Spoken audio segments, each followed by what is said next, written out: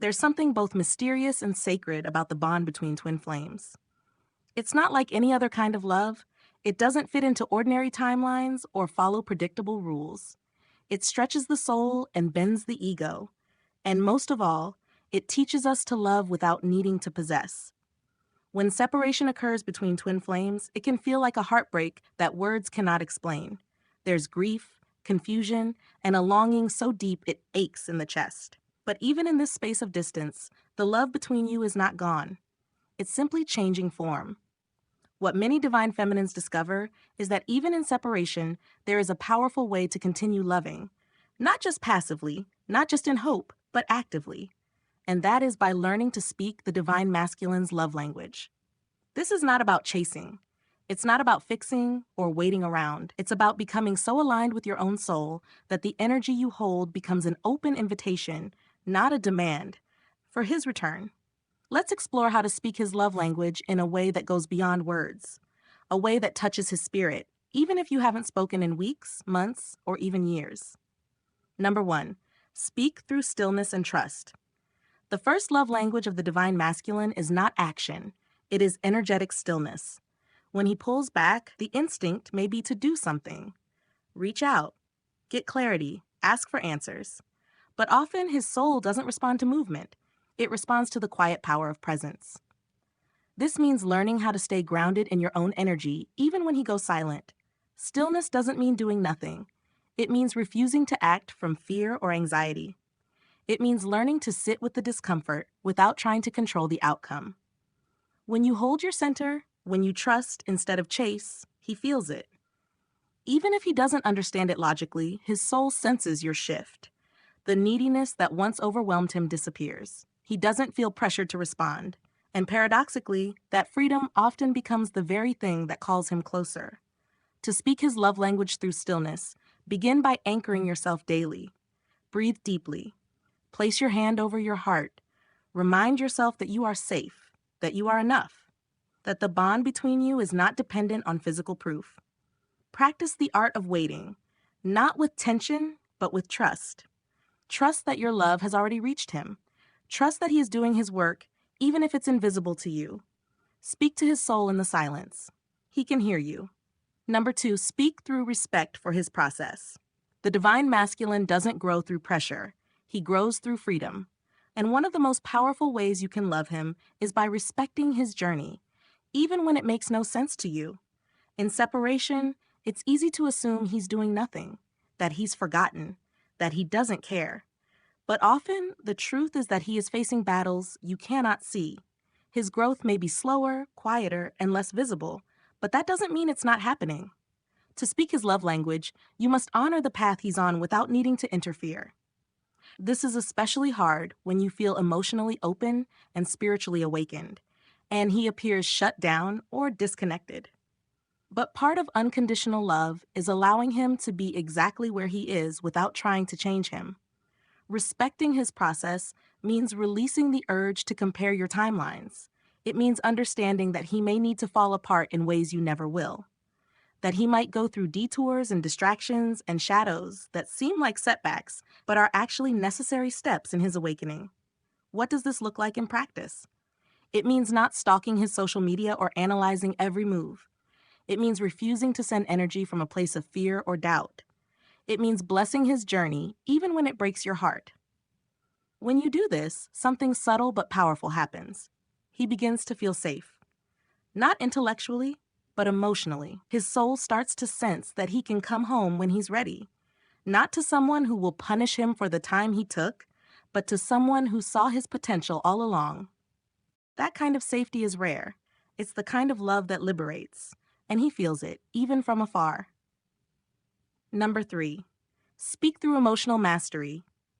The divine masculine is deeply sensitive to emotional energy, even if he doesn't express it. In fact, many of them shut down precisely because the emotional intensity is too much for them to process. This is why your emotional mastery is one of the most profound ways to love him. Not by suppressing your feelings, but by learning to hold them without letting them take over. Emotional mastery doesn't mean being stoic or cold. It means knowing how to feel deeply without projecting. It means understanding your triggers, your wounds, and your needs, so that you can meet yourself with compassion instead of demanding that he meet you. Many times, when the divine feminine is hurting, she unknowingly sends out a wave of emotional chaos into the shared field. This overwhelms him. His instinct is to retreat, not because he doesn't care, but because he doesn't know how to stay grounded in that storm. But when you become the calm in your own emotional landscape, everything shifts.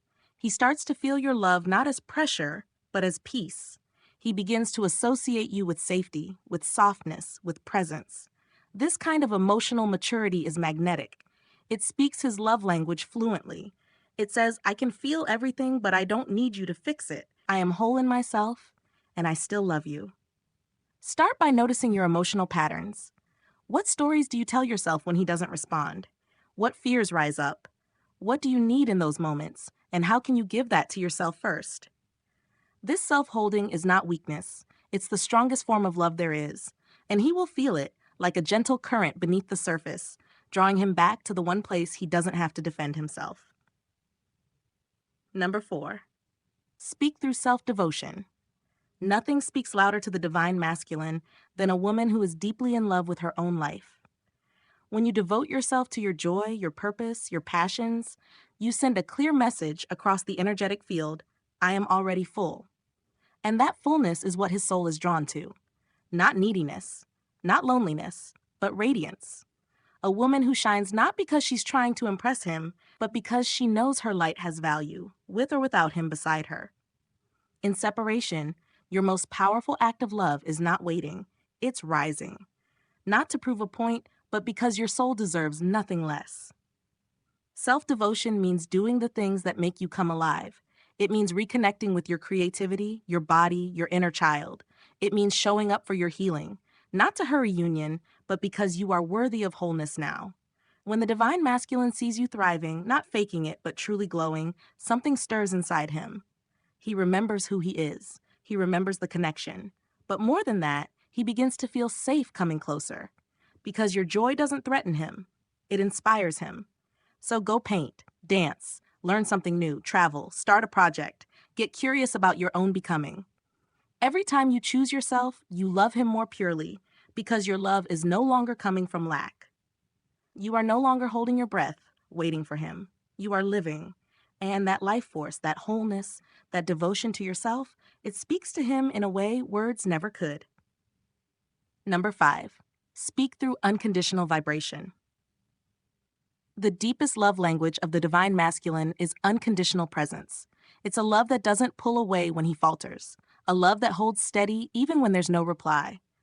Unconditional doesn't mean tolerating mistreatment. It means holding a vibration that is rooted in love, not because he's perfect, not because the story is easy, but because you choose love over fear. When you radiate unconditional energy, you're no longer loving from your wounds. You're loving from your soul. This is the language his spirit understands, because beneath all the stories, he is searching for a love that doesn't shame him, a love that sees the broken pieces and doesn't flinch, a love that whispers, even if you take a lifetime, I will not hate you. I will not close my heart. To embody this vibration, start with how you speak to yourself. Is your love for him pure, or is it tangled with fear, anger, or desperation? Can you send love without expectation? Can you bless him even if he never says thank you? This is not about being passive. It's about being powerful in your softness. Because when your love is no longer transactional, it becomes transcendent. The more you anchor into this vibration, the more he feels it. In the silence, in his dreams, in the quiet spaces where his mind can't protect him. And it begins to work on him. Gently, silently, steadily, until one day, something inside him shifts, and he realizes he has never stopped feeling you. Number 6, speak through silent connection. Even in separation, your connection with the divine masculine does not disappear. You may not be speaking in the physical world, but your energy still communicates. It moves silently, beneath the noise of everyday life. This invisible thread between you stays active, even when everything else seems still. Silent connection is not about reaching for a response. It's about staying connected from a higher place, soul to soul. It's a way to continue loving him without needing to interfere with his path. You don't need to speak out loud. You don't even need to send messages in words. Your energy does all the speaking for you. To begin, create a quiet space for yourself. It doesn't need to be long, just a few minutes where you can tune in without distraction. You might close your eyes, take a few slow breaths, and bring your awareness to your heart. Let your body relax. Feel your own presence first. Then gently bring him into your awareness, not the version you miss or the version that hurt you, but his higher self, the part of him that is awake, aware, and free. Imagine meeting his spirit in a calm, peaceful place. Maybe it's a field, a shoreline, or simply light. Don't force anything. Just feel. Let the connection unfold naturally. You don't have to talk. You don't have to think. Simply be with him in that space. Allow your love to reach him, not as a demand, but as a gift. Send a feeling of peace, of forgiveness, of care. Let your energy wrap around him like a gentle embrace. This kind of connection is not about holding on to him. It's about honoring the truth that love exists beyond the physical. When you connect in this way, you're not trying to change his path. You're simply letting him know that he is loved, just as he is. You're reminding him that no matter how far he runs, there is still light waiting for him. You may feel warmth in your body, tingles, or deep calm. Sometimes tears will rise, not from pain, but from deep recognition. Trust what you feel. Even if he never says a word, his soul receives it. Make this a quiet ritual. Maybe in the morning, before bed, or whenever you feel called. Let it be a space of peace, not of need. You are not doing it to get a reaction. You are doing it because your heart still loves, and love doesn't need a reply to stay true. Over time, these silent moments become sacred. They become a soft space you return to, not to wait, but to remember. Remember the bond. Remember yourself. And most of all, remember that love doesn't stop just because someone is absent. Sometimes it grows even deeper in the silence. In the end, speaking the divine masculine's love language has little to do with what you say and everything to do with who you become. The words don't matter as much as the energy behind them. He feels your truth more than he hears it. He responds not to what you ask, but to how you show up in the quiet spaces between the asking. Even when you're apart, even when you haven't spoken, you are still creating ripples. With every choice you make to heal, to soften, to rise, you are communicating. You are showing him, not just with words, but with your entire being. I am growing. I am glowing. I am here in truth. This journey isn't about waiting. It's not about putting your life on hold, hoping he'll catch up. It's about stepping fully into who you are meant to be. Because the more you become yourself, whole, grounded, radiant, the more you speak a language his soul understands, a language without pressure, a language that says, I am love, whether you stand beside me or not. You are not powerless in this space. Separation is not punishment. It's preparation. It gives you the space to clear the noise, to tune in, to realign. It allows you to strip away the parts of yourself that loved from fear, so you can learn to love from truth. Every moment you choose to trust instead of chase, you become a mirror of safety. Every time you respond with stillness instead of panic, you show him a version of love that doesn't collapse under silence. Every day you love yourself more deeply, you love him more purely, because your love is no longer tied to outcome. It's anchored in presence. And in that presence, he feels you. Not in a way he may speak of, but in a way that settles in his bones. He feels the call, not from your voice, but from your essence. So if you wonder what to do during the silence, do this. Become. Become the one your soul is guiding you to be. Let your love become spacious, not small. Let it be a quiet flame that burns with dignity, not desperation. This is how you speak to him. This is how you love him. This is how you call him home. Not with force, but with faith.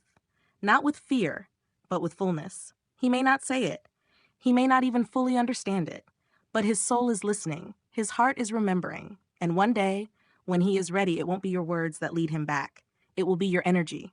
It will be who you have become. It will be the love you held, steadily, silently, sacredly, through it all.